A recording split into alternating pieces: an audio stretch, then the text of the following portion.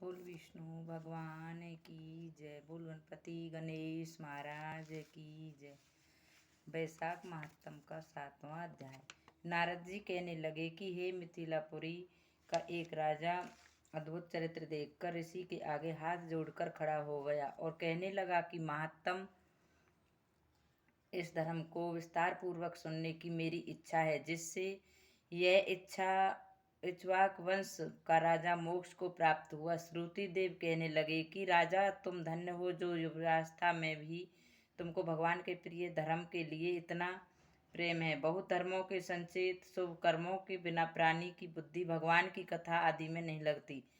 इस युवावस्था में इतना बड़ा राज्य पाकर तुम्हारी ऐसी मति को देखकर मैं तुमको श्रेष्ठ वैष्णव मानता हूँ। इसलिए मैं यह श्रेष्ठ वैष्णव धर्म तुमसे कहता हूँ, जिसके श्रवण मात्र से प्राणी जन्म मरण के बंधन से छूट जाता है।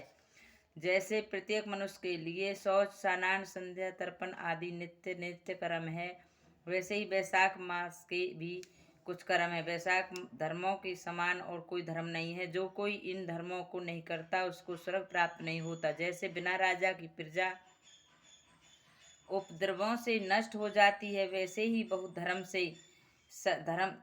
से धर्म भी नष्ट होते हैं। वैशाख मास के धर्म जैसे जल का घड़ा देना, प्याऊ लगाना, मार्ग में छाया करना, जूता खड़ाऊ, छतरी तथा पंखा का दान करना, भ्रम को दूर करने वाले गोरस का दान, बावड़ी, कुआं, तालाब, धर्म तथा धर्मशाला आदि बनवाना, नारियल, ईख, कपूर और कस्तूरी आदि का दान करना, चंदन आदि सुगंधित द्रव्य, संध्या, खाट, आम और दूसरे फल पुष्प, सायंकाल समय सर्वत पूर्णिमा के दिन सब तरह के अन्न दान का दान करना, चैत्र की अमावस्या को करील का दान करना, सूर्योदय से पहले प्रतिदिन स्नान करना, भगवान का पूजन करना, कथा सुनना, गौं के घास डालना, ब्राह्मणों के चरण धोना, गुड़, सौंठ, आंवले का दान, यात्रियों की सेवा।